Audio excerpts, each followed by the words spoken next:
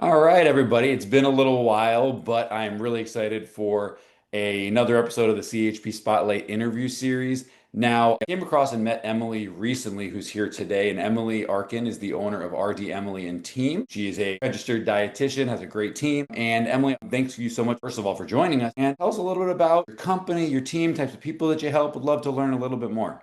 Well, first off, thank you so much for having me.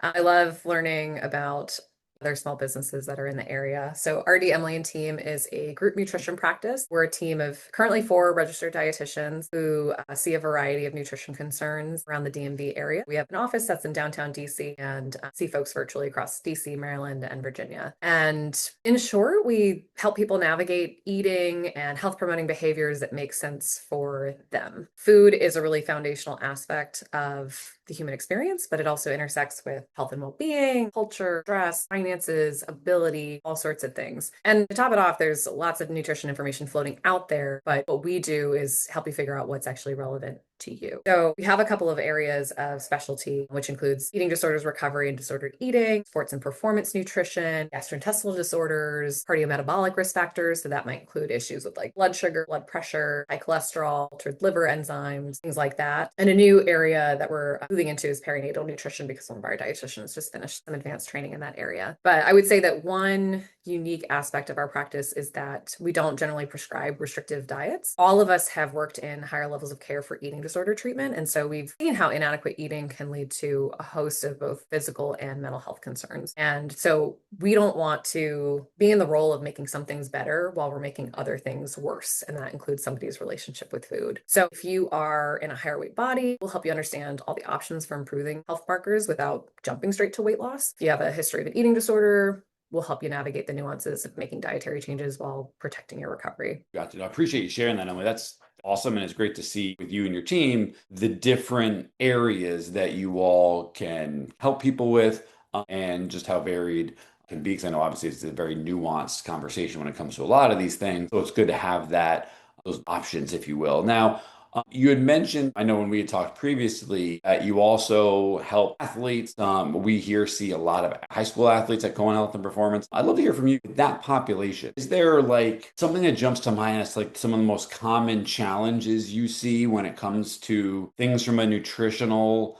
perspective? I know it's a I nuance. I think know there's a lot to that. I think what we see most often, and this can happen completely by accident, but a lot of our young athletes are underfueling. Eating is not this separate phenomenon that happens independently of athletics. Eating enough is imperative to a lot of different aspects of performance, not only like doing the thing, but also like training for it, recovering from the training, injury prevention, sleep quality, food and mental health, et cetera, et cetera. And I think something that is just like one of the challenges of like growing up and being more and more autonomous over like, your own schedule and your food decisions is there might be a little bit of a learning lag there about like what do I need to do to be organized in my intake so that I have access to consistent fueling opportunities throughout the day if I'm a young athlete. Like for a lot of our young people, they might be a little overscheduled. They might have lots of homework. They might have lots of social opportunities that they want to run out and do. And sometimes eating falls by the wayside unless they've got like a parent chasing after them that's like, here, after school snack. So it's one of those things that it just can become this like tidal wave later on when they realize like they can't progress in their performance or they're dealing with fatigue or they're dealing with recurrent injuries and it might be like completely inadvertent but just that downstream effect of not eating enough for on a long-term basis with our young people. I would say that happens with boys and girls across the board. Girls may have this like external check in the form of like their period or their menstrual cycle. I will add, like, it's very possible to not eat enough and still get your period, but if you've had your period consistently and then suddenly don't, like that is a huge red flag that there is a big imbalance between like nutrition coming in and both physical and mental stressors. So have that canary in the coal mine in some cases, boys less so, and we might have to rely more on like some qualitative data around just like how training, recovery, sleep, food, how all those things are going. Gotcha. That's super helpful to hear. So underfueling basically being like a big thing that you sometimes see with these high school athletes. I know we see how crazy a lot of their schedules can be between, like you mentioned, the school, the sports, all the other requirements. There's seemingly an endless amount of homework and those sorts of things. It's so easy for people to like run out of the house without having breakfast or maybe like half-heartedly eating like a piece of toast. And then sometimes the school schedules are a little wonky where it's like lunch is available at like a weird time where people aren't hungry, or maybe there's like this tension between like, okay, you can use lunchtime like socially to go off campus or to visit that teacher if you need help with something, or you could be eating and it's hard to do both. And then it's like practice starts right after school. There's not a lot of time to like eat something, let it settle before you're going to be physically active. And then you're like getting home and like maybe family dinner happens, but you might also be buried in the books. Absolutely. And is there like a piece of advice that you find yourself often giving to these kids, parents, when it comes to the underfueling conversation, if they come with the objection of, well, we're really busy, like I don't have a lot of time. I don't have time to go in every morning before school and make a giant breakfast because we also don't need to be catching up on our sleep and that thing. And so what do you do when there are just some uncontrollable factors such as whatever their schedule may have presented to them? This is where I fall back on a visual that I sometimes present to clients. I'll talk about on my little Zoom whiteboard or have a whiteboard here in the office. I might draw this triangle and describe what I call a hierarchy of nutritional priorities. And at the bottom of that triangle or that pyramid is like eating enough and eating consistently. Like that is foundational. That is like goal number one. If you're doing that, like then the next section might be variety. Like, are we overemphasizing some food groups and underemphasizing others? Like, do we want to rebalance things a little bit? And beyond that is maybe the more like condition specific nutrition interventions. Like if you have, let's say, some blood sugar concerns or maybe like PCOS or other things that are going to be somewhat responsive to diet, eating enough, eating regularly, eating a variety of foods, like that can take care of a whole host of things before we even get to condition specific nutrition interventions. So for the people that are really busy, which like that can be some of our young overscheduled athletes. It can also be like the lawyers that I see that are working 80 hours a week. Like calories and adequacy is the name of the game. And like, we don't need to jump all the way to like, oh, this is a lovingly homemade, cooked from scratch meal with like all the colors of the rainbow represented. Like, we can lean on convenience foods just to get into a pattern of regular eating. And that's where like there's a lot of negative press about like packaged foods and convenience foods and things like that, but they do serve a purpose for helping people like mark out what that schedule could look like for them, excuse me. And so maybe that's toaster waffles, slab of peanut butter on them and grabbing a banana. Maybe that's throwing in Uncrustables in your bag for after school or a variety of different bars.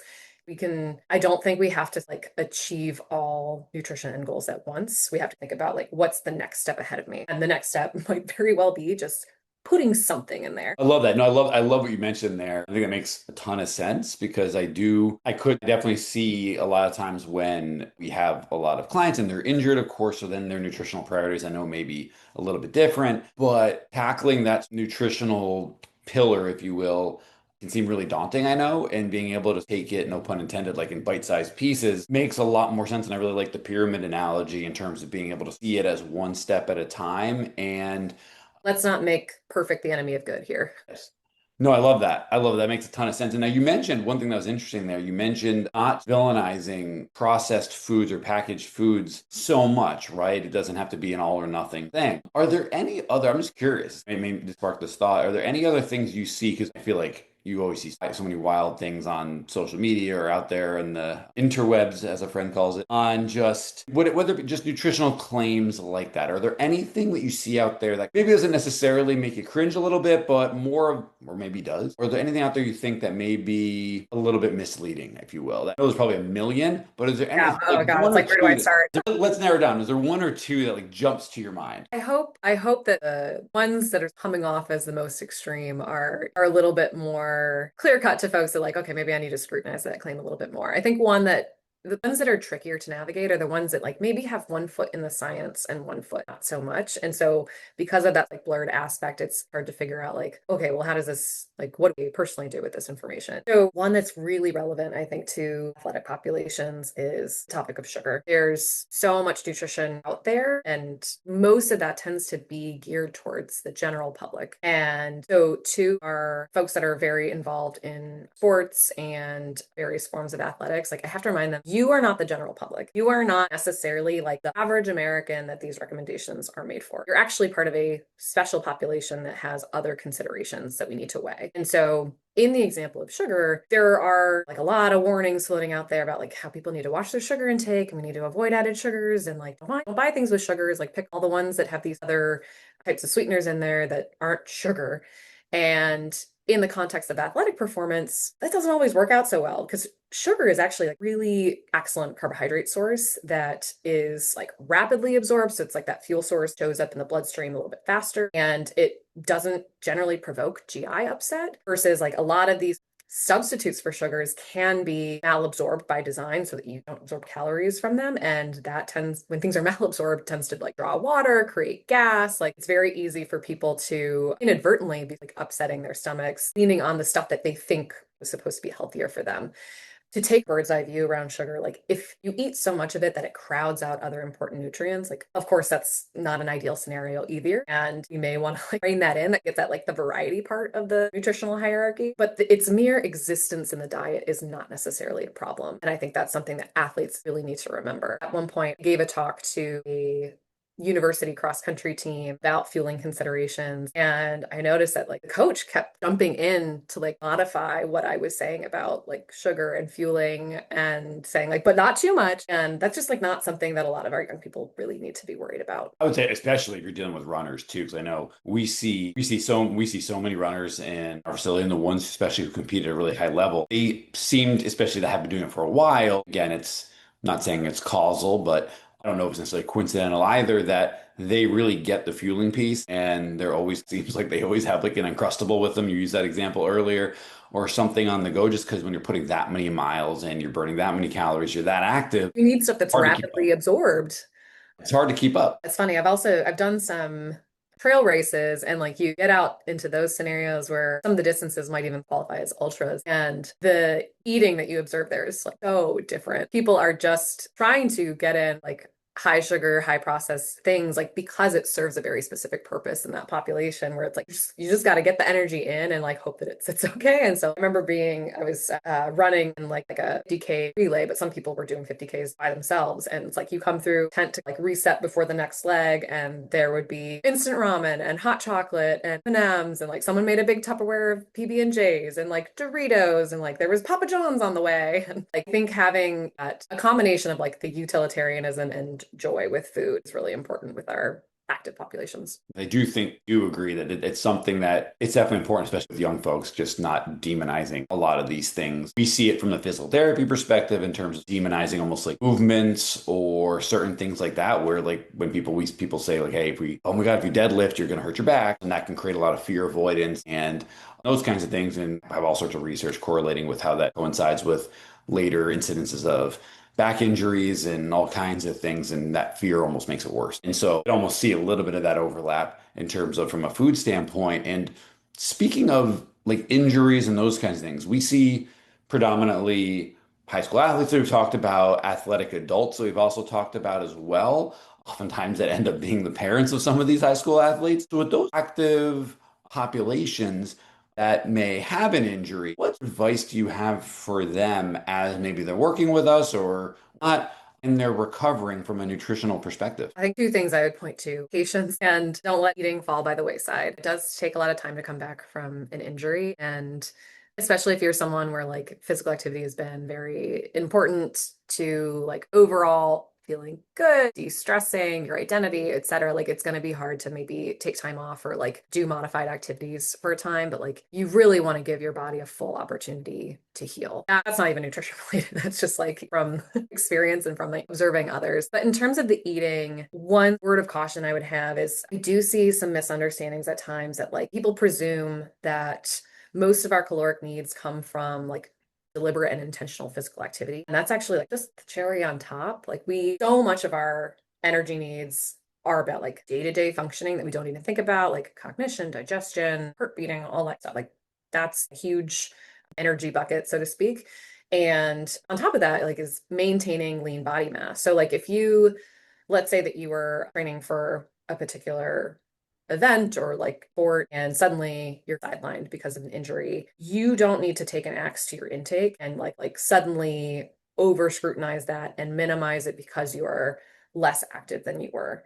Generally, muscle atrophy is going to happen over a course of like maybe like 4 weeks or so. Like for a while, everything is the same. Like you're maintaining the same amount of lean body mass, which is like a very energetically expensive tissue to maintain. And so often in these cases, you can rely on hunger fullness cues to guide some of those eating decisions, and you don't have to like overly police yourself in terms of like, oh, I'm moving less, so I need to eat less. Because like you need those nutritional precursors to also facilitate the healing. So easier said than done, but I think what I would come down to is like don't overthink the eating part. Don't need to hugely modify that. Absolutely. And you got to imagine too, as like tissues are recovering and those sorts of things, there may be an argument too for saying you definitely don't want to decrease calories because I would assume they need that fuel to recover and those sorts of things as well. And so one reason why I was also really excited to have you on here today is one of the ways that we look at things from a rehab standpoint is understanding that when somebody comes to see us, right, we are part of a bigger picture where we can be the best physical therapists or strength and conditioning people in the world, but if somebody is not fueling, for example, here in a way that's going to allow our interventions to actually create the adaptations we hope for, and it doesn't really matter in that sense. You need all pieces filled in. So, with that in mind, I guess really my final question is how does somebody who maybe is watching this, whether they're an adult, whether they're the parent of a high school athlete themselves, how do they know whether or not they should come in and see you? I want to just second what you said about like sometimes the best interventions like don't outweigh really poor sleep or really stressful work environments. And so often there is this synergistic effect of like all these pieces have to work together to be able to facilitate some change. So I definitely see that as well. But in terms of working with a registered dietitian, I would say if you feel any confusion as to how you should be eating, that's a reason to come see us. If you notice that thinking about food takes up a lot of brain space for you, that's the reason to come see us. If you have a health condition and are wondering like where does food fit into this, or like how do we think about eating, interacting with this condition in a way that is not going to like become this really fraught relationship with food, that's the reason to come see us. We are happy to help, and if something that you're dealing with is really on our list of conditions that we commonly work with. Like we also are very well networked in the D&D area and can probably point you to someone who is going to be able to help. So happy to be a resource in a lot of different ways. Awesome. I really appreciate this, Emily. That's super helpful. And for anybody watching this, I'm sure there's probably some questions or things you wish I asked that maybe I didn't. So if you want to reach out to Emily or you think this would be a really good fit for me or somebody in my family, I'm going to put a link to her website below where you're watching this video. So if you are seeing this through our newsletter, you're already going to have the link in there. If you're seeing this on YouTube, the link will be below. And on the website, the link will be there as well. So Emily, thank you so much for joining us today. This was super helpful. I learned a lot and hopefully we'll be seeing you again soon. Thank you so much for having me.